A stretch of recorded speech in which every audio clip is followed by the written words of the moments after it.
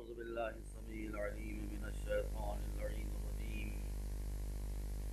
بسم الله الرحمن الرحيم. الحمد لله رب العالمين بارئ الخلائق أجمعين، والصلاة والسلام والتحية والإكرام على سيدنا ونبينا وشفيعنا أبي القاسم محمد آل محمد الطيبين الطاهرين المعصومين الهداة المهديين الذين أذهب الله عنهم الرجس وطهرهم تطهيرا.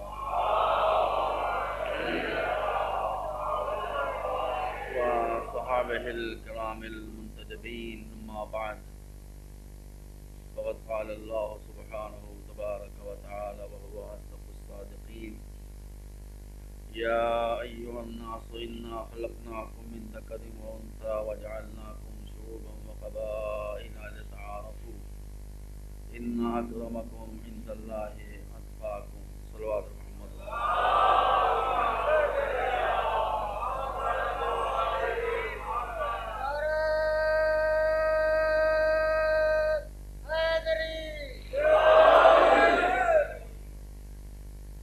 عزیز گرامی، سایہ کریمہ کا خلاصہ یہ ہے کہ رنگ سے، نسل سے، قبیلے سے، خاندان سے، عورت سے، مرد سے کوئی فرق نہیں پڑتا. جس کا کردار بلند ہے وہ بلند ہے، جس کا کردار پست ہے وہ پست ہے. آدمی کو اونچا کرنے والا کردار، آدمی کو نیچا کرنے والا کردار. میرا ارادہ تھا اور اسی مسئلے سے میں نے اس آیت کو آپ کے سامنے پیش کیا تھا کہ ہمارے معاشرے میں عورتوں کے ساتھ کافی زیادتی ہوتی ہے. ان کو تنگ کیا جاتا ہے، ان کے حقوق کو ادا نہیں کیا جاتا. تو میرا ارادہ یہ تھا کہ ایک آدھ مجلس کے بعد میں اس موضوع پر پڑھوں گا. لیکن پھر میں نے سوچا کہ 1 سال کا موقع میں اور دے دوں آپ کو.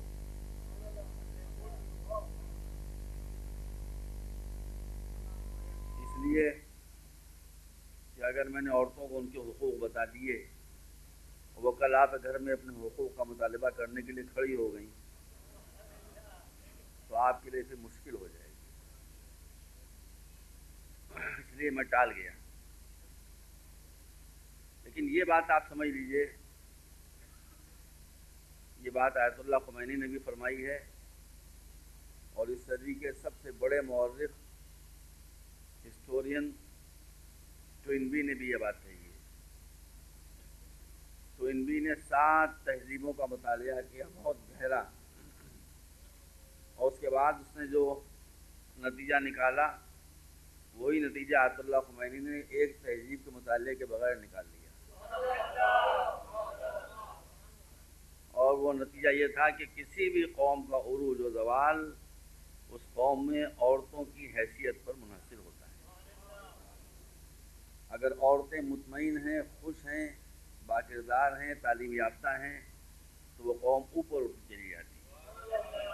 اور عورتیں اگر جاہل ہیں، بے سواد ہیں اور جو ان کی ذمہ داریاں اس کو پورا نہیں کر رہی ہیں، ان کو معاشرے میں ان کے حقوق نہیں دیے گئے ہیں، تو قوم زوال پذیر ہو کر ختم ہو جاتی ہے. اس لیے کہ ماں کی گود وہ ہے جو قوم کی تعمیر کرتی ہے.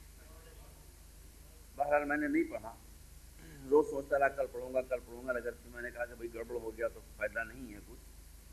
اس لیے میں نے آپ کو ایک مرتبہ صلوات بھیجے. آپ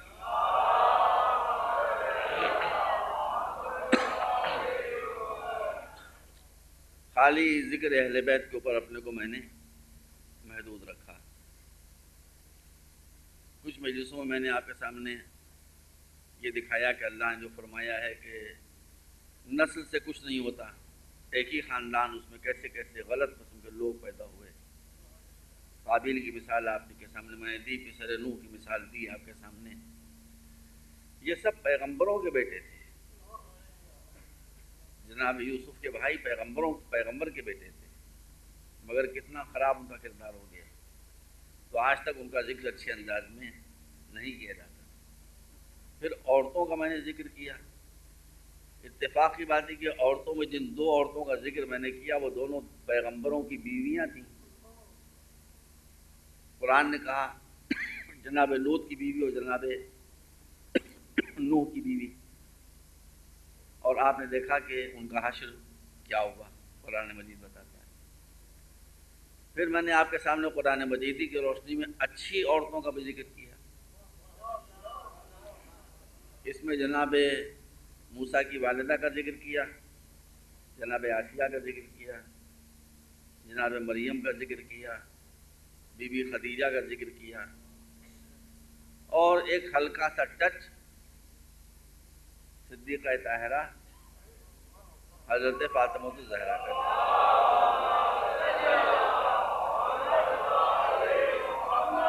ایک مرتبہ صلوات بھیجیں آپ۔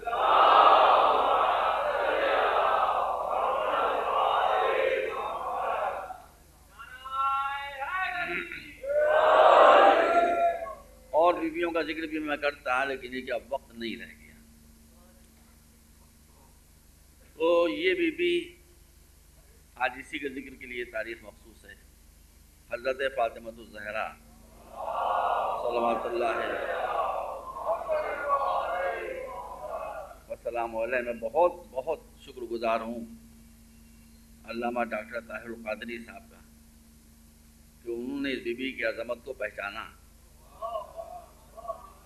اور اپنی ایک تقریر میں فرمایا، جو چھپی بھی میرے پاس موجود ہے، کہ جو شخص اس بیوی کو معصوم نہ مانے اس کے پاس ایمان ہی نہیں۔ یہ دیکھیں، یہ قریب آنے سے یہ باتیں ہوتی ہیں۔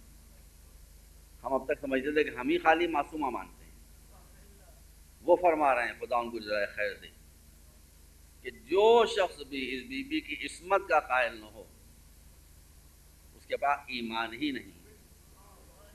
تو ایمان نہیں ہوگا تو کیا ہوگا؟ نہیں آپ بات سمجھیے، ایک آدمی لا الہ الا اللہ کہہ رہا ہے، ایک آدمی محمد رسول اللہ کہہ رہا ہے، ایک دوسرا آدمی کہہ رہا ہے اس کے پاس ایمان نہیں ہے، تو اس کے بعد کیا ہوگا؟ اب وہ گھنٹے تو بجا نہیں رہا ہے، وہ مورتی کے سامنے سجدہ تو کر نہیں رہا ہے، وہ حضرت عیسیٰ کی پرستش نہیں کر رہا، تو کہہ رہا ہے لا الہ الا اللہ محمد رسول اللہ، اور فاطمہ کی عصمت کا قائل نہیں ہے۔ طاہر قادری صاحب فرماتے ہیں کہ اس کے پاس ایمان نہیں ہے، تو ایمان کو انہوں نے ہٹا دیا، کفر کو خود اس کے کلمہ لا الہ الا اللہ نے ہٹا دیا، تو بچا کیا؟ بس جو بچا وہی ہے۔ وہ ایک مرتبہ صلوات بھیج دیں آپ پر۔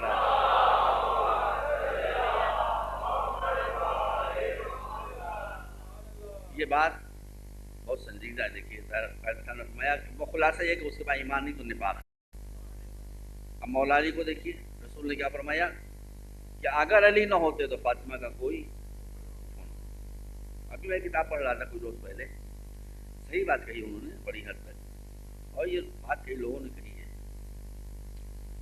کہ رسول کے لیے حضرت علی کے علاوہ کوئی خلیفہ جچتا نہیں تھا۔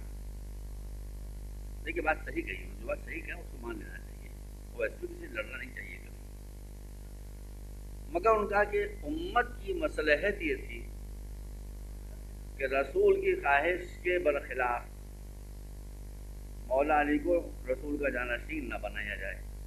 بات دیکھیے وہ سمجھداری کی کہہ رہے ہیں، غلط بات نہیں کہہ رہے ہیں۔ ان کا بات یہ ہے کہ ہر جنگ میں جو رسول کے زمانے میں لڑی گئیں، قریش سے ہوئیں، عربوں سے ہوئیں،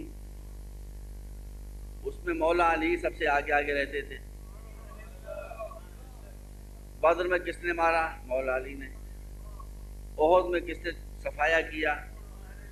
خیبر، خندق، حنین۔ اب وہ یہ کہتے ہیں، لوگ وہ صحیح کہتے ہیں بھائی کہ اس کے بعد باپ مارا گیا، بیٹا مسلمان ہو گیا، دادا مارا گیا، پوتا مسلمان ہو گیا، نانا مارا گیا، نواسا مسلمان ہو گیا۔ تو مسلمان ہو گئے تھے، سچے دل سے مسلمان ہوئے تھے، مگر جب علی کو دیکھتے تھے تو اپنا دادا یاد آتا تھا، جب علی کو دیکھتے تھے تو اب دیکھیے صحیح بات ہے بھائی، انسان کی نظر جب علی کو دیکھتے تھے تو اپنا نانا یاد آتا تھا، جب علی کو دیکھتے تھے تو اپنا خالو یاد آتا تھا، علی کو دیکھتے تھے تو ماموں یاد آتا تھا.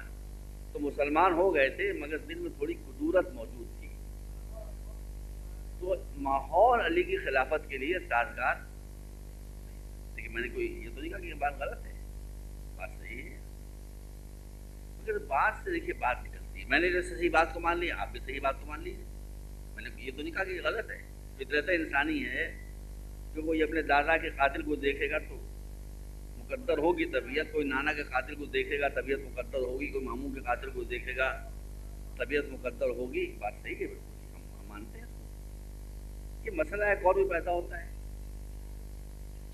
ایک آدمی نے خدا نخواستہ حیدرآباد میں کسی کا قتل کر دیا، آپ کو موقع مل گیا، آپ نے اس کو پکڑ لیا. اس نے جیب سے 10,000 روپے نکالے، کہا مجھے آپ بیکار پکڑتے ہیں تو فلاں آدمی نے مجھے 10,000 روپے دیے تھے کہ میں آپ کو قتل کر دوں. تو جب آپ نے اس کو قتل کرتے ہوئے پکڑا تو آپ کے دل میں کس کی دشمنی تھی؟ جس نے قتل کیا. جب اس نے 10,000 روپے نکال کے آپ کو دکھایا کہ بھائی یہ 10,000 مجھے فلاں صاحب نے دیے تھے کہ میں اس کو قتل کر دوں، اب آپ کس کے دشمن ہوں گے؟ آپ کہیں گے یہ تو ٹول ہے، یہ تو ایجنٹ ہے. اصل تو وہی ہے جس نے پیسے دے کے اسے قتل کروایا. جو سوال یہ پیدا ہوتا ہے کہ بات آپ کی صحیح ہے کہ علی کو دیکھ کے کسی کو اپنا دادا یاد آتا تھا، کسی کو نانا یاد آتا تھا، کسی کو ماموں یاد آتا تھا. مگر علی جنگ کے میدان میں خود آتے تھے یا رسول بھیجتے تھے؟ اور رسول اپنی مرضی سے بھیجتے تھے کہ اللہ کے حکم سے بھیجتے تھے؟ تو اب علی کی دشمنی علی تک محدود نہیں رہے گی، خود بخود رسول تک جائے گی، رسول سے ہوتے ہوئے خدا تک پہنچ جائے گی. اب آپ سمجھے کہ رسول نے کیوں فرمایا تھا کہ یا علی حب کا تقوی و ایمان و بغض کا کفر و نفاق. اے علی تیری محبت پر ایمان و نفاق ٹکا ہوا ہے. جو تیرا چاہنے والا ہوگا وہ مومن ہوگا، جو تیرا دشمن ہوگا وہ منافق ہوگا.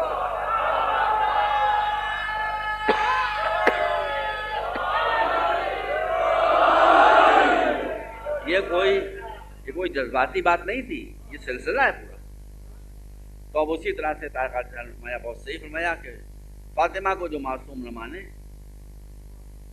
وہ اپنے ایمان سے مستعفی ہو گیا. اب اس بی بی کے فضائل میں آپ کے سامنے کیا بیان کروں. جناب مریم کا ذکر میں نے آپ کے سامنے کیا، جو واقعی سے میں نے بتائی کہ ملک نے آ کے ان سے کلام کیا. میں نے بتایا کہ خود معصومہ تھیں، آیت تطہیر ان کے لیے بھی نازل ہوئی تھی. آیت تطہیر تو نازل ہوئی تھی مگر اتنی زوردار نہیں تھی جتنی اہل بیت کے لیے نازل.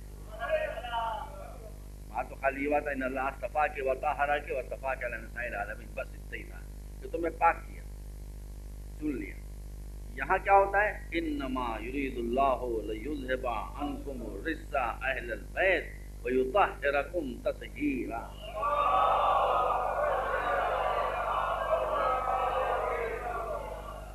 پارا عصمت کا سمندر وہ بھی ہے، عصمت کا سمندر یہ بھی ہے. اب میں کیسے فیصلہ کروں کہ سمندر کس کا زیادہ لمبا چوڑا ہے؟ اس کا سرا ادھر نہیں دکھائی دے رہا ہے، اس کا سرا ادھر نہیں دکھائی دے رہا ہے. دیکھیے کوئی اگر بہت بڑی جھیل ہوتی ہے، جھیل جانتے ہیں نا آپ لوگ، جھیل، تو ہم کیسے فیصلہ کرتے ہیں کہ اس میں کون سی جھیل بڑی ہے اگر اس کا دوسرا کنارہ نہیں دکھائی دے رہا ہے؟ فیصلہ کرنے کا ایک طریقہ ہوتا ہے کہ ہم یہ دیکھتے ہیں کہ کس جھیل سے کتنی نہریں نکلی، کس جھیل سے کتنے دریا نکلے. تو عصمت مریم کی جھیل وہ ہے کہ جس سے فقط ایک دریا نکلا، تھوڑی دور چل کے تھم گیا. اور فاطمہ زہرا وہ عصمت کا بحر ناپیدا قرار ہے کہ جس سے 11 دریا عصمت کے نکلے، اور آج بھی ایک دریا قائم اور برقرار موجود ہے. صلوات بر محمد.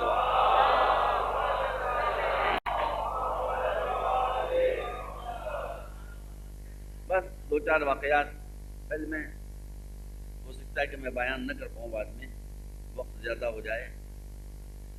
تو یہ دیکھیے میں جیسا کہ آپ کے سامنے کہ یہ خدا کا انسان، طاہر القادری صاحب کا پیدا ہونا.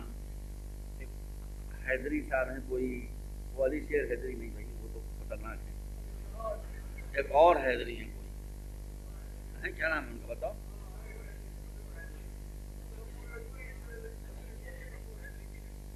ایک اور जिनका भी टीवी में बहुत आई हैं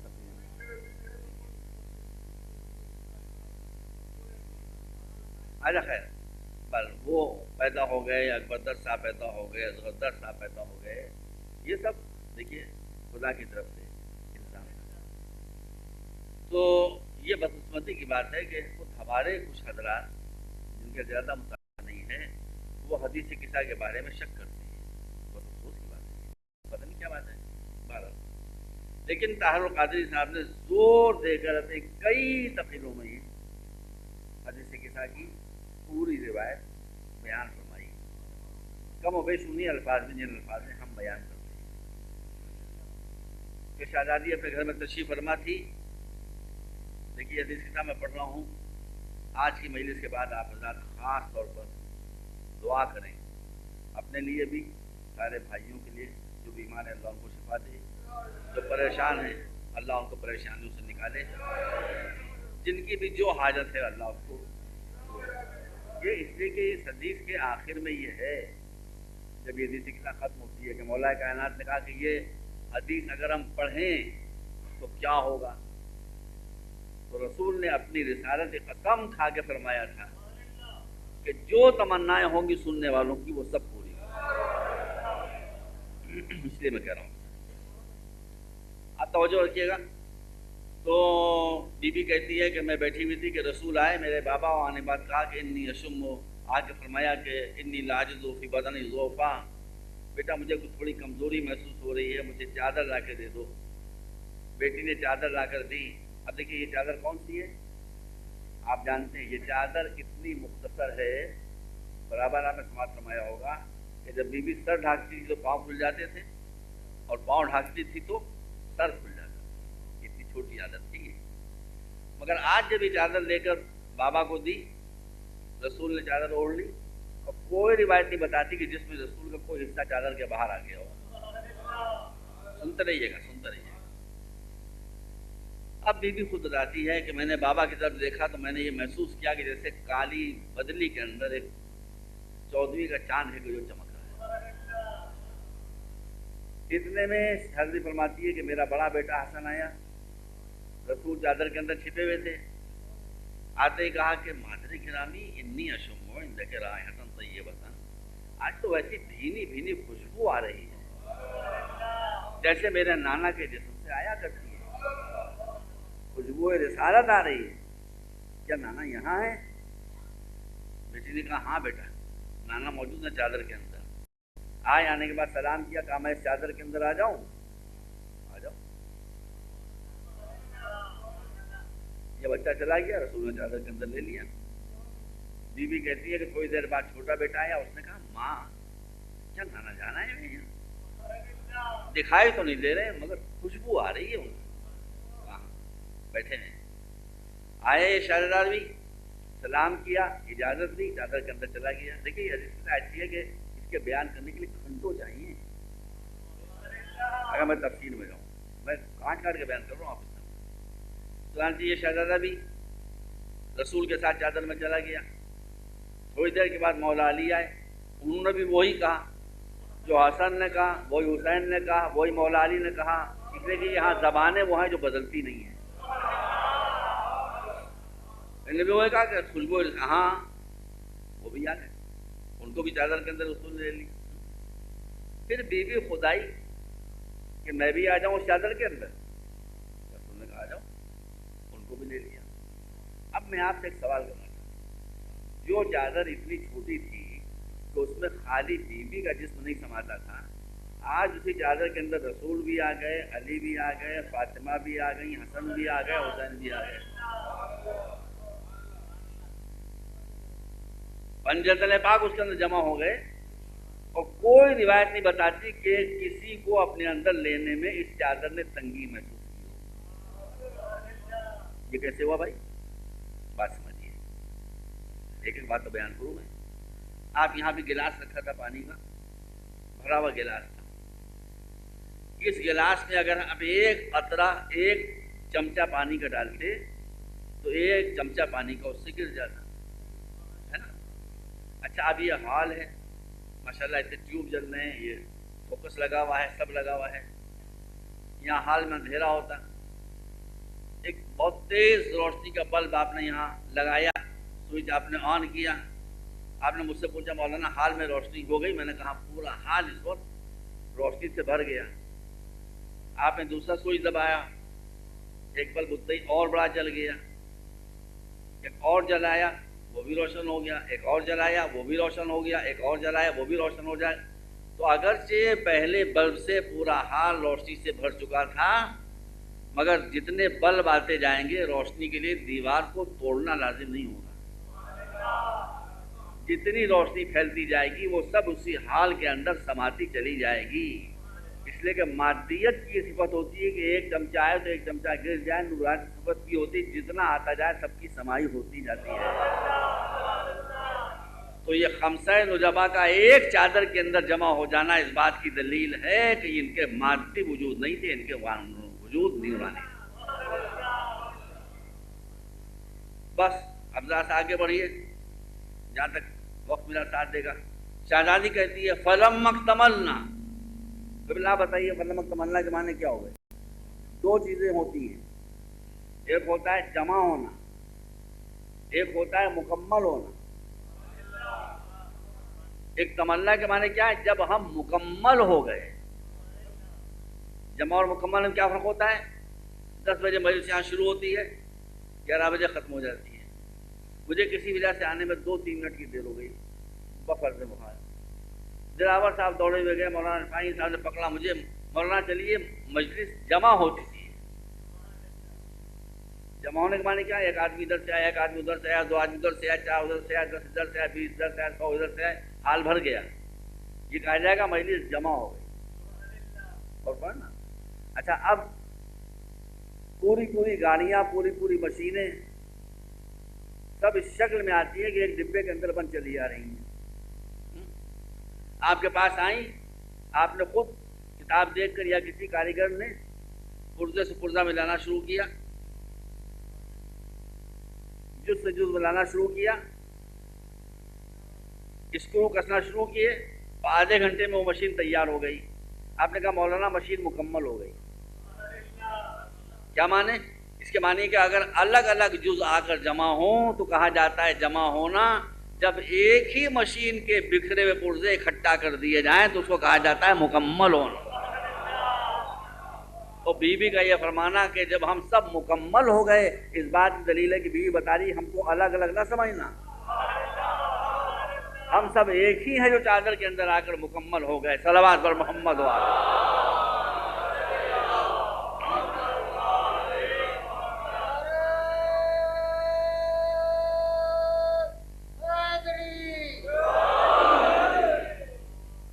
اب دیکھیے، اب شہزادی فرماتی ہیں ہم جب سب جمع ہو گئے تو اللہ نے کہا کہ ملائکہ سنو، یہ بھی ایک مسئلہ ہے۔ دیکھیے، ہم کو زمین کے اوپر ذکر اہل بیت کی محفلیں جمانے سے روکا جاتا ہے۔ لوگ سمجھیں عظمت اہل بیت کہتے ہیں مسجد میں ذکر اہل بیت نہ کیجیے، بھائی نہیں کریں گے، لڑنے کون سی بات ہے، ہم نہیں کریں گے، مگر مسجد بڑی ہے کہ عرش الہی بڑا ہے؟ ارے یہ وہ ہیں کہ جن کے ذکر وہاں ہو رہے ہیں، گناہگار انسان نہیں بیٹھے ہیں، ملائکہ کی بزم جمع ہے، اور یہاں کون بیٹھا ہوا ہے؟ میں تھوڑی بیٹھا ہوا ہوں گناہگار خطا کار، اللہ وہ کہہ رہا ہے یا ملائکتی و سکان سماواتی و عزتی و جلالی انی ما خلقت السماء مبنیۃ ولا الارض مرئیۃ ولا قمرا منیرا الی آخرہ۔ اے میرے ملائکہ، یہ کون کہہ رہا ہے؟ اللہ کہہ رہا ہے، یہ آسمانوں میں بیٹھنے والے ملائکہ سنو، میں نے عرش نہ بنایا ہوتا، کرسی نہ بنائی ہوتی، سورج نہ بنایا ہوتا، چاند نہ بنایا ہوتا، زمین نہ بنائی ہوتی، جو کچھ بنا ہے وہ سب ان کے صدقے میں بنا ہے۔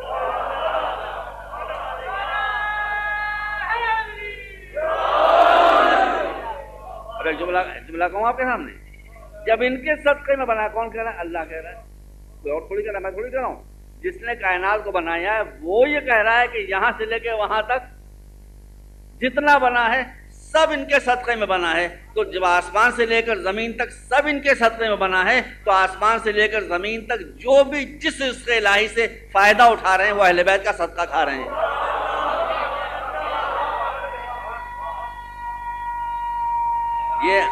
یہ عظمت ہے اہل بیت، یہ عظمت ہے۔ میں نے ان کے تہرتوں کو اور نام نہیں بتایا جاتا۔ اللہ فرماتا ہے جو ہستیاں چادر کے اندر ہیں بس۔ اب جبرائیل پوچھتے ہیں یا رب ومن تحت الکساء، لیجیے اس کا ختم ہو گیا۔ جبرائیل جو زمین کے اندر دیکھنے کیا ہے، ان کو چادر کے پردے میں پھر نہیں دکھائی دے رہا، بولے چادر کے اندر کون ہے؟ آپ نہیں پہچانتے کون ہے؟ فاطمہ زہرا کو آپ نہیں پہچانتے، مولا علی کو آپ نہیں پہچانتے، رسول کو نہیں پہچانتے، حسن حسین کو نہیں پہچانتے؟ شاید جبریل جواب دے پہچانتا سب کو ہوں، پہچانوں گا نہیں تو تاج ملکوتی ہے اتار لیا جائے گا۔ پہچانتا سب کو ہوں، مگر آج مسئلہ دوسرا ہو گیا ہے۔ مسئلہ دوسرا یہ ہو گیا ہے کہ جب محمد و علی و فاطمہ حسن و حسین یہ 5 شمع الگ الگ جلتی تھی تو آنکھیں جھپکا کے صحیح لیکن دیکھ لیتا تھا کہ یہ نور علی ہے، یہ نور فاطمہ ہے، یہ نور حسن ہے، یہ نور حسین ہے، یہ نور محمدی۔ آج تو 5 لویں یوں مل گئی ہیں کہ میرا ایسا نظر باز بھی تمیز نہیں کر پا رہا ہے کہ کہاں پر نور فاطمہ ہے، کہاں پر نور علی ہے، کہاں پر نور حسن ہے اور کہاں پر نور حسین۔ اب ارشاد ہوتا ہے، پھر رکیے، ہم فاطمۃ و ابوہا وبالھا وبنوہا۔ کس سے پہچانوایا جا رہا ہے؟ بھائی بڑے سے چھوٹا پہچانوایا جاتا ہے، چھوٹوں سے بڑے نہیں پہچانوائے جاتے بیٹا۔ نواسے کو نانا سے پہچانوایا جاتا ہے، نانا کو نواسے سے تھوڑی پہچانوایا جاتا ہے۔ پوتے کو دادا سے پہچانوایا جاتا ہے، دادا کو پوتے تھوڑی پہچانوایا جاتا ہے۔ یہاں فاطمہ رسول سے بھی چھوٹی، علی سے بھی چھوٹی، عمر کے لحاظ سے بھی۔ تو رسول ہے، رسول کی بیٹی، رسول کے نواسے ہیں، بیٹے ہیں، یا اور رسول کے داماد ہیں۔ علی سے کیا؟ سب کی موجودگی میں فاطمہ سے بڑا سی محنت کی، آپ توجہ آپ چاہتا ہوں۔ دیکھیے اللہ کو ایک مرکز تعارف چاہیے کہ جس سے سب کا تعارف کرایا جائے۔ سمجھیے بات، مرکز کی علامت کیا ہوتی ہے؟ آپ نے ایک دائرہ بنایا، ایک سرکل، اب اس کے اندر آپ کو مرکز بنانا ہے۔ اگر آپ نے کسی ایک لائن سے قریب کر کے مرکز بنا دیا تو اس جو نقطہ آپ نے بنایا ہے وہاں سے جو لائن مرکز تک جائے گی وہ چھوٹی ہوگی، دوسری طرف جو جائے گی وہ بڑی ہوگی، ادھر جو جائے گی وہ سیدھی ہوگی، ادھر جو جائے گی وہ گھومی ہوئی ہوگی۔ تو مرکز کی صفت یہ ہوتی ہے، صحیح مرکز وہ ہوتا ہے کہ جس سے دائرے کی طرف جتنی لائنیں کھینچیں وہ سب ڈائریکٹ ہوں، سیدھی ہوں اور برابر کی ہوں۔ میں نے غلط تو نہیں کہا آپ کے ساتھ؟ اب آئیے مرکز تعارف آپ رسول کو بنائیے۔ اچھا اب یہ بات آپ سمجھیے الگ سے کہ رشتے 2 طرح کے ہوتے ہیں، کچھ رشتے ہوتے ہیں سیدھے اور چھوٹے، کچھ رشتے ہوتے ہیں گھومے ہوئے۔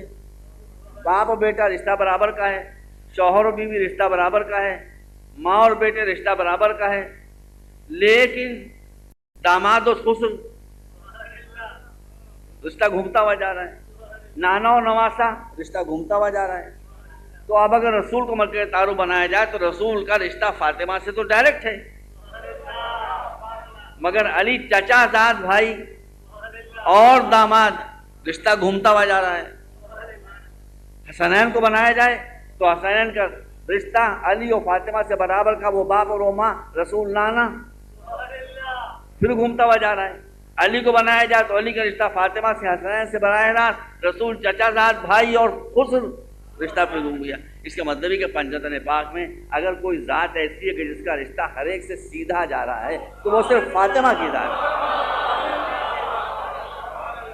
اس لیے کہ رسول باپ ہیں، علی شوہر ہیں، حسنین گود کے پالے ہوئے بچے ہیں۔ صلوات بر محمد و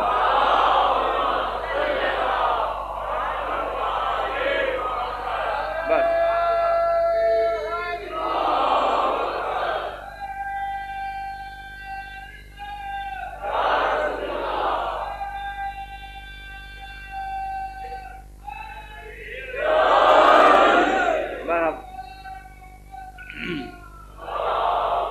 زیادہ کرنے کا موقع نہیں ہے، بس ایک نقطہ اور آپ کے سامنے پیش کر رہا ہوں قابل غور، بس میں لپیٹ دیا۔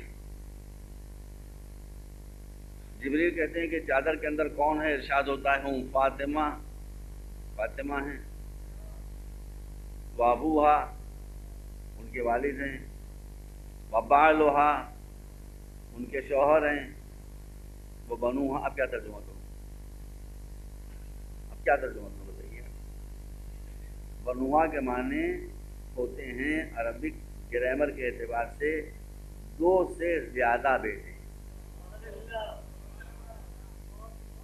سمجھ رہے ہیں؟ ایک بیٹے کو کیا کہیں گے عربی میں؟ ابن. 2 اگر ہوں تو ابنان یا ابنین، 2 سے زیادہ ہوں تو بنون کہا جائے گا. عربی وہ زمانے جہاں 2 کے لیے الگ لفظ آتا ہے، رجل، رجلان، رجال، تو بیٹے تو 2 ہی ہیں. اور اللہ کیا کہہ رہا ہے؟ وہ کہہ رہا ہے 2 سے زیادہ. اب کیا کروں بھائی؟ اپنی آنکھیں توڑ لوں کہ اللہ کی نظر پر شبہ کروں معاذ اللہ استغفر اللہ، تو کافری ہو جاؤں؟ تب غور کرنا پڑے گا. دیکھیے کوئی اور اگر تعارف کرا رہا ہوتا تو یہ کہتا ہے کہ 2 بیٹے ہیں، لیکن اگر اللہ بھی یہی کہہ دیتا نزول آیت تطہیر کے وقت کہ فاطمہ کے ساتھ ان کے 2 بیٹے ہیں، تو باقی جو 9 اولادیں تھیں وہ وارث آیت تطہیر ہونے سے خارج ہو جاتی. اس لیے اللہ جمع کا صیغہ استعمال کر رہا ہے کہ نگاہ ظاہر میں 2 ہیں، مگر حسین نمائندہ ہیں 9 اماموں کا، اور جو سب کے سب وارث آیت تطہیر ہیں. صلوات بر محمد و آلہ.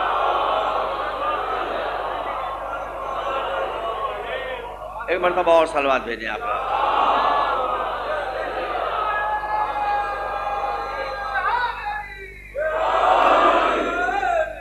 بس بات کو روک دیجیے. اس کے بعد ہی جناب جبریل آئے، آنے کے بعد اجازت دی کہ میں بھی اس قصہ کے اندر آ جاؤں. رسول نے اجازت دی، جبرائیل کو اجازت دی، بیوی کو اجازت دی.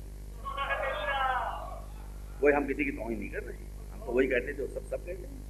جبرائیل کو اجازت کیوں ملی، بیوی کو اجازت کیوں نہیں ملی؟ ایک روایت میں حضرت ام سلمہ نے کہا، ایک روایت میں ایک بیوی کا اور نام ہے، انہوں نے فرمایا وہ ہوں یا یہ ہوں ہم ان کا احترام کرتے، ایسی بات نہیں ہے. مگر چادر کے اندر آنے کے لیے ایک شرط لگی تھی کہ اس چادر کے اندر وہی جا سکتا ہو جو پہلے سے عصمت کا لباس پہنے ہو. اور جبرائیل معصوم تھے، ان کو لے لیا. وہ بیویاں بڑی محترم تھیں مگر معصومہ نہیں تھی، اس لیے ان سے معذرت کر دی. اب آنے کے بعد چادر کے اندر آنے کے بعد فرماتے ہیں کہ انما یرید اللہ. دیکھیے اب یہاں پہ روایت میں فرق ہے. ایک روایت کہتی ہے ایک اور بیوی کا نام لے کے ان کے گھر میں یہ قصہ ہوا، ایک روایت کہتی ہے تم سلمہ کے گھر میں یہ قصہ ہوا. ان کا گھر ہو یا ان کا گھر ہو، ہماری دونوں محترم ہیں. لیکن جبرائیل کی احتیاط دیکھیے. لوگ کہتے ہیں اہل بیت سے مراد ہے، ہم کیا بنا اہل بیت سے کون مراد ہے؟ اگر جبرائیل اس چادر کے باہر کھڑے ہو کر آیت تطہیر کی تلاوت کر رہے ہوں تو اس گھر کے اور لوگوں کے بارے میں بھی غور کیا جا سکتا ہے. لیکن جب جبرائیل اس گھر کے اندر بنے ہوئے گھر کے اندر اور آ کر آیت تطہیر کی تلاوت کر رہے ہیں تو وہ گھر مراد نہیں ہے، یہ گھر مراد ہے جو رسول نے اپنے ہاتھ سے بنایا. ایک مرتبہ صلوات بھیجیں آپ رات.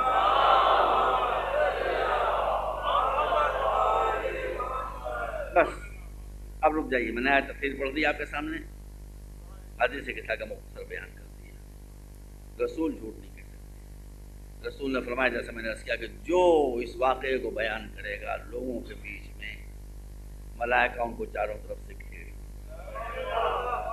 ان کے لیے استغفار کریں گے پالنے والے، بیوی کے فضائل پر خوش ہونے والوں کے گناہوں کو بخش دیں گے، ان کی تمناؤں کو پورا کریں گے.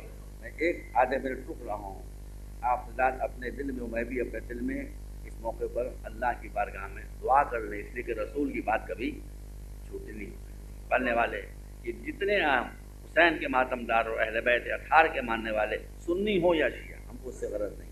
جو اہل بیت سے محبت کرتا ہے پالنے والے ان سب کی تمناؤں کو پورا کریں، ان سب کی آرزوؤں کو پورا کریں، ان میں جو بیمار ہیں ان کی پریشانیوں کو دور کریں. پالنے والے اس میں جو کسی وجہ سے مقروض ہو گئے ہیں ان کو قرض سے نجات دیں، جو کسی بھی طرح کی مشکل میں گرفتار ہیں ان کو مشکلوں سے نجات دیں.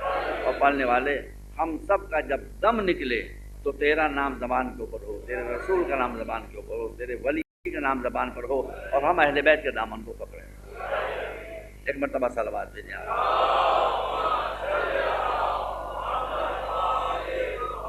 بس اب جیسے کچھ باتیں کر دوں آپ کے سامنے. ایک بات مسلمات میں سے ہے عزیزوں علی کا مرتبہ کچھ کم تو نہیں تھا، مگر آپ مجھے سنی شیعہ کسی کتاب میں دکھا دیں کہ جب علی آتے تھے تو رسول تعظیم کے لیے کھڑے ہو جاتے تھے؟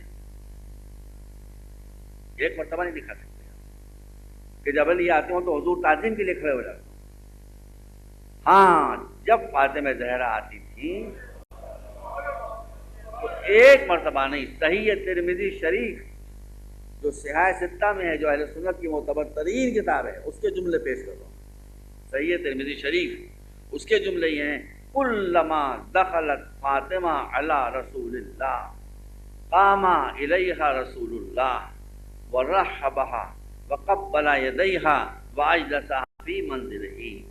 ایک دو مرتبہ کی بات نہیں ہے، جب بھی فاطمہ زہرا رسول کے پاس آتی تھی رسول ان کو دیکھ کر تعظیم کے لیے کھڑے ہو جاتے تھے، ان کو مبارکباد دیتے تھے، ان کے ہاتھوں کو چومتے تھے، ان کے لیے اپنی جگہ چھوڑ دیتے تھے، کچھ پیچھے ہٹتے تھے، بیٹی کو ہو گیا۔ مگر میں بات پوری کہوں گا، اور جب رسول فاطمہ زہرا کے پاس جاتے تھے، تشریف لے جاتے تھے، تو بیٹی اسی طرح تعظیم کے لیے اٹھتی تھی، بیٹی ہاتھوں کو یوں ہی چومتی تھی، بیٹی اسی طرح سے مرحبا کہتی تھی، اور بیٹی اپنی جگہ رسول پہ چھوڑ دیتی۔ اور کیا نا، میں پوری بات پڑھی آپ کے سامنے کہ یہ جاتی تھی تو وہ، اور وہ آتی تھی تو یہ، علی کے لیے نہیں ہوتا تھا۔ کیا بات ہے؟ کیا علی کا مرتبہ کچھ کم تھا؟ دیکھیے اس وقت جو پروٹوکول ہوتا ہے اس نے یہ مسئلہ حل کر دیا۔ کیا پروٹوکول ہوتا ہے بھائی؟ نیپال ایک چھوٹا سا ملک ہے، نیپال میں ابھی تک کنگشپ ہے، بادشاہ ہے وہاں کے اوپر۔ نیپال کا بادشاہ اگر ہندوستان آئے گا، ہندوستان کے سامنے نیپالی کوئی حیثیت نہیں، کوئی حیثیت نہیں۔ یا پاکستان آئے گا، پاکستان کے سامنے بھی نیپالی کوئی حیثیت نہیں ہے، اتنا سا ہے۔ اتنے اور اتنے سے فرق نہیں ہوتا، چونکہ ہیڈ آف دا اسٹیٹ آئے گا، لہذا پاکستان کا ہیڈ آف دا اسٹیٹ اس سے استقبال کیا جائے گا۔ یہ نہیں دیکھا جائے گا کہ ہم بڑے ملک ہیں ہمارا وزیری جا کر استقبال کریں، بالکل نہیں۔ چھوٹا ملک ہو یا بڑا، جس اسٹیٹس کا آدمی آ رہا ہے اسی اسٹیٹس کا آدمی استقبال کیا جائے گا۔ اگر وہاں کا بادشاہ آ رہا ہے تو یہاں کا صدر جو ہیڈ آف دا اسٹیٹ ہے وہ جائے گا اس کے استقبال کے لیے۔ اور وزیر شوکت عزیز یہاں سے نیپال گئے تو نیپال والے نے کہا کہ وہ اتنے بڑے ملک کا وزیر آ رہا ہے، وزیر اعظم آ رہا ہے، پرائم منسٹر آ رہا ہے، ہمارا بادشاہ چلا جائے استقبال کیا، وہ بھی نہیں ہوگا۔ چھوٹا سا ملک صحیح، لیکن آئے گا وزیر اعظم استقبال کے لیے۔ اس کا مطلب یہ ہوا کہ جس اسٹیٹس کا آدمی جاتا ہے اس اسٹیٹس کا انسان اس کا استقبال کرتا ہے۔ علی مرتضیٰ کو سارے فضائل حاصل تھے، اس میں کوئی شک نہیں ہے، لیکن رسول کی حیثیت تھی ہیڈ آف دا اسٹیٹ کی، ان کی حیثیت تھی وزیر کی۔ اور فاطمہ ایک چھوٹی سی مملکت صحیح لیکن سیدہ قرار دی گئی تھی، یہ جب آتی تھی تو رسول کی تعظیم کے لیے اٹھا کرتے تھے۔ صلوات پر محمد و آل محمد۔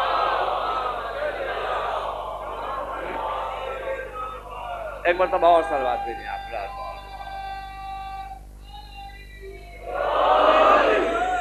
ایک مرتبہ اور صلوات بھیجیں۔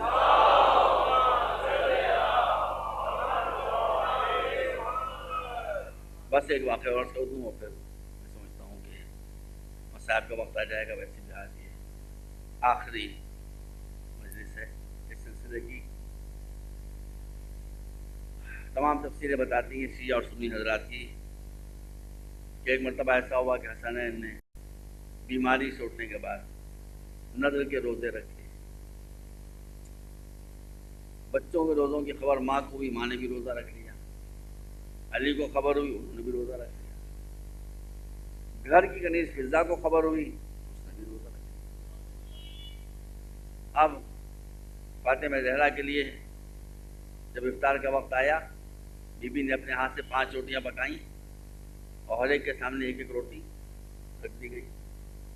ابھی افطار کا ارادہ کر رہے تھے، سورہ دہر میں واقعہ موجود ہے۔ ایک مسکین نے آ کر کہا کہ اے اہل بیت رسول، جو تم کھا رہے ہو اسے مجھے شریک کرو۔ اس کی آواز سنتے ہی علی نے اپنے آگے سے روٹی اٹھائی، بی بی نے اپنے آگے سے روٹی اٹھائی، بچوں نے اپنے آگے سے روٹی اٹھائی، اور گھر کی کنیز فضہ نے اپنے آگے سے روٹی اٹھائی۔ 5 روٹیاں اس کو دے دی گئیں، خود فقط پانی پر اکتفا کر دی۔ دوسرے دن پھر روزے پر روزہ۔ آج بھی یہی صورت تھی۔ آج ایک یتیم کی آواز آئی، آج ہی 5 روٹیاں اٹھا کر دے دی، پھر روزے پر روزہ۔ تیسرے دن ایک قیدی کی آواز آئی۔ یہ قیدی کون ہوتے ہیں؟ وہ جنگ میں پکڑ لیے جاتے تھے، ان کو اپنا کھانا کمانا کے لیے ان کو چھوڑ دیا جاتا ہے، جاؤ تم کھاؤ، کماؤ، کماؤ، اس طرح سے بن پڑے۔ وہ آ گیا قیدی، تو اب مسکین و یتیم تو مسلمان ہو سکتے ہیں، قیدی جو آیا ہے وہ تو مشرک ہے، وہ تو POW ہے نا، پرزنر آف وار ہے، اس کے مسلمانوں کا تو سوال نہیں ہے۔ آپ اسلام کے مزاج سمجھے عزیزوں، سنی اور شیعہ دونوں۔ تیسرے دن آنے والا یقیناً ایک کافر یا مشرک ہے، مگر وہ آ کر جب کہتا ہے کہ مجھے بھی اپنے شریک کر لو، تو اہل بیت یہ نہیں کہتے کہ ہم سے تم سے کیا تعلق، تم تو مشرک ہو، تم تو کافر، بھاگ جاؤ یہاں سے، یہ نہیں کہا جاتا۔ اس کو بھی روٹی اٹھا کر دے دی جو سلوک یتیم کے ساتھ، مسکین کے ساتھ، وہی اسیر کے ساتھ۔ کیوں؟ بات یہ ہے کہ رحمت للمسلمین کے وارث نہیں تھے، رحمت للعالمین کے وارث تھے۔ اب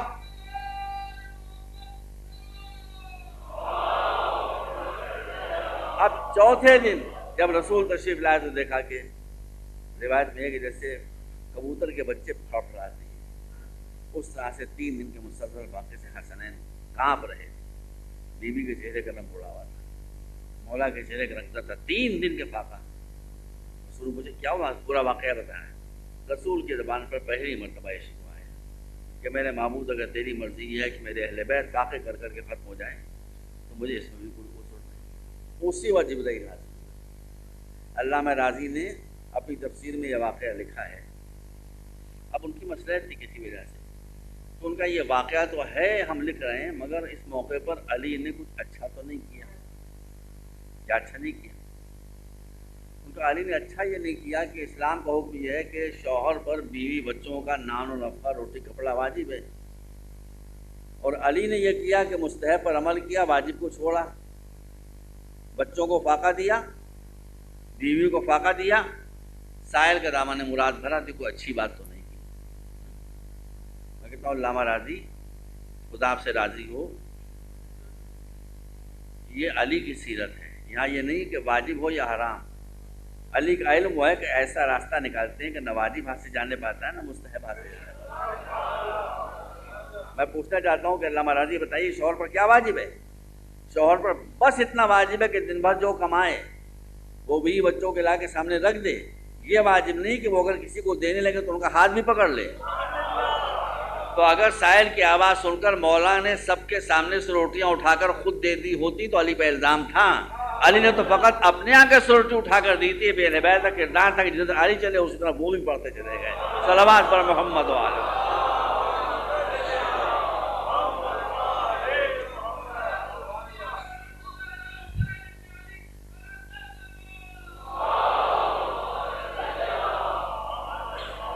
بس باتیں اور بھی تھی لیکن اب میں اس کرنے کی ہمت اپنے میں نہیں پا رہا ہوں۔ میرے عزیزو یہ بتائیے کہ جب یہ ماں اپنے بچوں کو دیکھتی ہوگی، اور رسول تو بتا چکے تھے کہ ان بچوں کا انجام کیا ہوگا، کئی مرتبہ بتا دیا تھا۔ حسن زہر سے ہوں گے، یہ بھی بتا دیا تھا۔ حسین کے جسم کے ٹکڑے اڑ جائیں گے، یہی ہر ایک کو معلوم تھا۔ قادری صاحب نے لکھا ہے کہ یہ اہل بیت میں سب لوگ یہ بات جانتے تھے کہ شہزادوں کا انجام کیا ہونے والا ہے۔ امام حسن کو جب زہر دیا گیا ہے اور امام حسین تشریف لائے ہیں تو امام حسین کو دیکھتے ہی جسم امام حسن کا سبز ہو گیا تھا۔ امام حسین کو دیکھتے ہی رونا شروع کہا بھائی کیوں رو رہے ہیں؟ کہا میرے جسم کو دیکھ رہے ہو نا، یہ زہر کے اثر سے سبز ہو گیا۔ نانا نے کیا کہا تھا جب ہمارے لیے جنت کا لباس آیا تو کیا کہا تھا؟ ہم نے سبز رنگ کا لباس پہنا تھا، تم نے لال رنگ کا پہنا تھا۔ تو رسول خوش نہیں ہوئے تو رسول رونے لگے تھے اور کہا تھا یہ سبز رنگ کا لباس اس بات کی علامت ہے کہ میرا یہ بچہ زہر زگا سے شہید ہو۔ تو دیکھو بیٹے حسین میرے بھائی، جو کچھ میرے لیے رسول نے فرمایا تھا وہ صحیح ہو گیا، تو جو کچھ تمہارے لیے کہا ہے وہ بھی صحیح ہو گیا۔ تو سب جانتے تھے۔ اب آپ مجھے بتائیں کہ جب ماں کی نظر ان بچوں کو پڑتی ہوگی تو کیا حسن کا انجام، حسین کا انجام نظروں کے سامنے نہ آتا ہوگا؟ اور جب حسین کا واقعہ معلوم تھا شہزادی کو تو کیا زینب کا انجام نہیں معلوم تھا؟ حضرت جب یہ شہزادی نکلی ہے اپنے گھر کے باہر یہ آواز بلند کرتی ہوئی خلو ابا الحسن، علی کو چھوڑو ورنہ میں اپنے سر کے بال کھولتی ہوں، اور مدینے میں زلزلہ آ گیا، تو کیا بی بی کو یاد نہ آیا ہوگا کہ میرے سر کے بال کھل نہیں مگر مدینے میں زلزلہ آ گیا اور میری یہی بیٹی بازار کوفہ اور شام سے گزر رہی ہوگی؟ سر کے بال کھولے ہوئے اور منہ پر تماچے مارتے ہوئی، تو اس وقت اس بیوی پر کیا گزرتے ہو؟ بس عزاداران حسین، قتل حسین، شہادت علی اکبر، شہادت عباس، یہ سب اپنی منزل پر عظیم ترین مصیبتیں ہیں، لیکن زینب کا بے ردا ہونا، ام کلثوم کا بے ردا ہونا، سکینہ کا تماچے کھانا،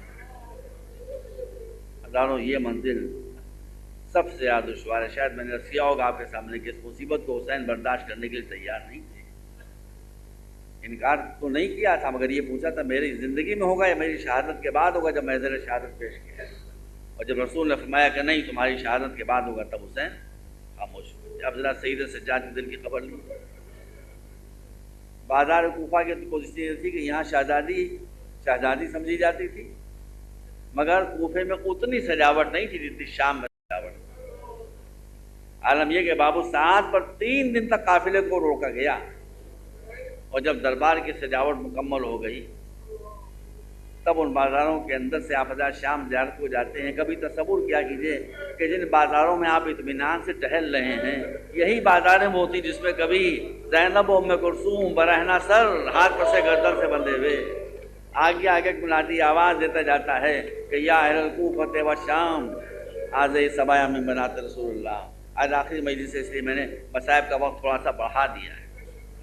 آج آپ زینب کے روضے پر جائیں، میں بھی گیا ہوں، متعدد مرتبہ گیا ہوں، لیکن جب میں پہلی مرتبہ گیا کافی عرصے پہلے، کافی وقت پہلے، میں بھی بالکل نیا تھا وہاں کے اوپر، تو میں جب دربار زینب میں حاضر ہوا، میں جو ہر شیعہ کرتا ہے وہ میں کر رہا تھا کہ ایک دفعہ مجھے دروازے کے باہر، صحن کے باہر باجے کی آواز سنائی، بینڈ کی آواز سنائی۔ میں گھبرایا، اس لیے کہ باجے تو اس وقت بج رہے تھے جب زینب اسیر ہو کر آئی۔ میں نے کہا پھر باجے بج رہے ہیں۔ اتفاق سے کرا میرا دوست ہو گیا تھا، میں نے اس سے پوچھا کہ بھائی یہ باجے کیسے بج گئے؟ گھبرائیے نہیں، یہ پرانا شام نہیں ہے، یہ نیا شام ہے۔ پھر بتاؤ یہ باجے کیسے بج رہے ہیں؟ کہا شام والوں کا دستور یہ ہے کہ جب ہمارے یہاں کوئی شادی ہوتی ہے، چاہے سنی کی ہوں چاہے شیعہ کی ہوں، تو دلہن پہلے زینب کے دربار میں آ کر حاضر ہو۔ یہ بارات ہے جو آ رہی ہے، یہ دلہن ہے جو آ رہی ہے، کہ پہلے زینب کی خدمت میں حاضر ہوگی، اس کے بعد اپنے شوہر کے گھر جائے۔ آج دمشق والوں نے زینب کو پہچانا ہے۔ میں جب پہلی مرتبہ گیا عزیزوں، تو میں دمشق میں ٹھہرا ہوا تھا، اس وقت اتنا زیادہ آباد نہیں تھا سیدہ زینب جو قصبہ ہے، وہاں پہ اتنی آبادی میں دمشق میں ایک ہوٹل میں ٹھہر گیا تھا، کافی پہلے کی بات ہے، اور وہاں میرا ایک روم پارٹنر ایک عرب تھا۔ میں نے اس سے یوں ہی پوچھ لیا، میں آپ کے سامنے صحیح کہہ رہا ہوں، بھائی آدمی کی کیوریوسٹی ہوتی ہے کہ بھائی یہ بتاؤ یہاں پر یزید کی قبر کہاں ہے؟ بس میرا یہ کہنا تھا کہ اس کے چہرے کا رنگ سرخ ہو۔ اس نے کہا آپ کہاں سے آ رہے ہیں؟ میں نے کہا ہندوستان سے۔ تو اس نے کہا آپ ہندوستان سے یزید کی قبر ڈھونڈنے کے لیے؟ ہمیں نہیں معلوم یزید کی قبر کہاں ہے، ہاں آپ ہماری شہزادی زینب کا روضہ پوچھے تو ہم بتانے کے لیے تیار۔ میں نے کہا نہیں غلط نہ سمجھو، میں بھی اس شہزادی کے دربار میں حاضر ہونے کے لیے آیا، لیکن یوں کیوریوسٹی کے طور پر میں یہ دیکھنے کے لیے اس کا انجام کیا ہوا میں نے پوچھا۔ عزیز سب سن چکے ہیں۔ اب جب یہ قافلہ آیا تو اس کو کیسے قید خانے میں رکھا گیا؟ جس کی دیواریں گر رہی تھیں، جس کے اوپر چھتیں نہیں تھیں، جہاں زہریلے جانوروں کا مسکن تھا، مگر روایت بتاتی ہے کہ جیسے ہی اہل بیت اس میں داخل ہوئے، زینب آئیں، ام کلثوم آئیں، بی بی سکینہ آئی، ویسے ہی اپنے اپنے سوراخوں سے بچھو، کھجورے، سانپ، یہ سب نکل کر آ کر شہزادیوں کے پیروں پر سر مل کے واپس ہو۔ کیا ہم زہریلے جانور آپ کے مرتبے کو پہچانتے ہیں؟ آپ یہاں اطمینان سے رہیے، آپ کسی بچے کو کوئی صدمہ ہماری وجہ سے نہیں ہو۔ بحثداروں، میں نے ارشیا کہ چھت نہیں تھی، جب رات ہوتی تھی اور پرندے اڑتے ہوئے جاتے تھے تو بی بی سکینہ کو دکھائی دیتے تھے، اور بچی پوچھتی تھی پھوپھی یہ پرندے کہاں جا رہے ہیں؟ فرماتی تھی اپنے اپنے آشیانوں کی طرف جا رہے ہیں۔ اس وقت بچی کہتی تھی کہ جانوروں تک کے لیے آشیانہ ہے، مگر ہمارے لیے اس قید خانے کے سوا کوئی آشیانہ موجود نہیں۔ بس زیادہ 2-3 منٹ میں آپ کی زحمت ختم کروں۔ اب جب 1 سال گزر گیا شہزادیوں کو اس قید میں، تو اب ایک مرتبہ ہندا، جس کو ابھی تک پتہ نہیں تھا کہ کیا ہوا، جس سے بتایا گیا تھا کہ خارجی تھے، ان سے جنگ ہوئی تھی، معاذ اللہ ان کے گھر والے ہیں جو قید کر کے لائے گئے ہیں اور قید خانے میں پڑے ہیں. اس نے ایک مرتبہ یزید سے کہا کہ بھائی وہ خارجی ہوں چاہے کچھ ہو، انسان تو ہیں. اسلام کا حکم یہ ہے کہ کیسے ہی ظالم ہو قیدی مگر ان کے ساتھ بھی حسن سلوک کیا جائے، ان کی خبر گیری کی جائے، ان کو اذیت نہ ہونے دی جائے. مجھے اجازت دے کہ میں جا کر قیدیوں سے ان کی مزاج پرسی کروں، ان کی احوال پرسی کروں، ان کی ضرورتوں کو رفع کروں. یزید جانتا تھا کہ اگر یہ جائے گی قید خانے میں تو میرے ظلم پر سے پردہ اٹھ جائے گا. بس عزیز بس یہ انکار کرتا رہا، مگر ہند نے اتنا اصرار کیا کہ آخر یزید مجبور ہو گیا. بس جو سنیے زحمت آپ ختم کرو. ایک دن شہزادی زینب نے یہ دیکھا کہ صبح کے وقت پہلی مرتبہ قید خانہ صاف ہو رہا ہے، جھاڑو لگائی. پوچھا کہ بھائی آج نئی بات کیوں ہو رہی ہے؟ کہا کہ آج ملکہ وقت آپ لوگوں سے ملاقات کے لیے آ رہی ہے. اب دیکھیے ہندا کو تو خبر نہیں کہ کون ہے قیدی، لیکن زینب تو ہندا کو پہچان. میرے دل توجہ رکھیے گا، آج آخری مجلس ہے. اب زینب کے دل پر کیا گزری ہو کہ وہی ہند جو کنیز بن کر آتی تھی میرے پیروں کے پاس بیٹھتی تھی، آج وہی ملکہ وقت بن کر آ رہی ہے. لیکن بے کر سیدانیاں کیا کریں. تھوڑی دیر کے بعد ایک زر نگار کرسی لا کر قید خانے میں رکھ دی گئی. زینب اپنی جگہ سے اٹھی، اٹھنے کے بعد اس کرسی کے پاس آئیں، زمین پر بیٹھی اور کرسی کے سامنے سر جھکا کر بیٹھ گئی. شام کا وقت ہوا تو شہزادی نے منظر دیکھا، قصر یزید سے جو سڑک آتی تھی قید خانوں کو ملانے کے لیے، وہاں سے مردوں کو ہٹایا جا رہا ہے. زینب تو نہیں یاد آ رہی ہے، مردوں کو ہٹایا جا رہا ہے، وہ راستہ خالی کروایا جا رہا ہے مردوں سے. اس کے بعد دیکھا خواصوں کے ہجوم میں، کافوری شموں کے بیچ میں ناز و ادا سے چلتی ہوئی ہند قید خانے میں آ رہی ہے.